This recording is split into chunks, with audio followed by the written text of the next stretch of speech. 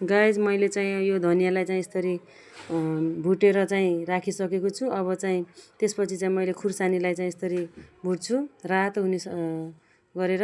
त्यसपछि दुईटालाई एउटा मिक्स गर्छु अनि त्यसपछि चाहिँ मिक्स गरिसकेपछि यसलाई चाहिँ रातो हुने गरेर भुट्नुपर्छ पहिला सबैभन्दा अगाडि चाहिँ। अब यसलाई चाहिँ मैले मिक्सरमा राखेँ। मिक्सरमा राखेर सकेपछि धनिया जिरालाई एउटा मिक्सरमा राखिसकेपछि अब मैले चाहिँ यसलाई मिक्सरमा हालेर यसलाई यसको पाउडर बनाउँछु आँपको अचारको लागि। अब चाहिँ यसरी यसमा चाहिँ मैले अलिकति लाही पनि मिक्स गरिसकेको छु अगाडि नै। अब यो चाहिँ यसरी धुलो भइसकेको छ। त्यसपछि चाहिँ मैले यो यसमा चाहिँ अलिकति नुन अनि आफूलाई चाहिने जति नुन राख्नुपर्छ अनि तेल हाल्नुपर्छ अलिकति, किनकि मसला चाहिँ राम्रोसँग यो आँपको अचारमा चाहिँ राम्रोसँग मलिन सकिन्छ। तेल हाल्यो भने चाहिँ यसमा मिक्स हुन्छ। अनि यसरी चाहिँ मैले मल्छु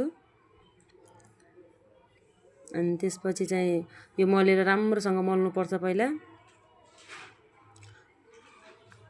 यो मलिसक्यो भनिसकेपछि चाहिँ यसमा नुन बेसार अरू मसला मरमसलाहरू चाहिँ मिक्स गरेर राख्नुपर्छ एकछिनपछि।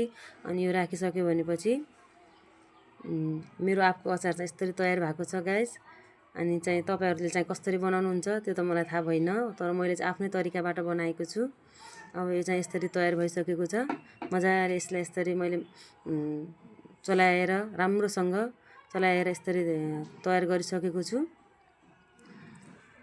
त्यसपछि चाहिँ मैले यसलाई चाहिँ यस्तो भइसकेको छ। हेर्नुहोस् मेरो अचार चाहिँ अहिले चाहिँ अब यसलाई चाहिँ म डिब्बामा हाल्छु।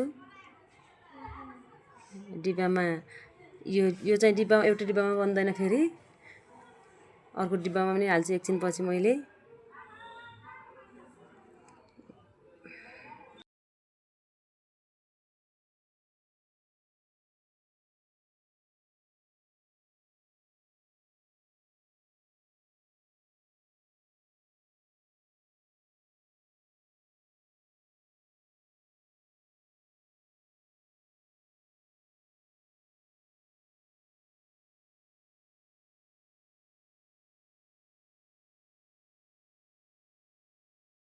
मेरो च्यानल चाहिँ सब्सक्राइब गर्नु भएको छैन भने गाइस सब्सक्राइब गर्नुहोला।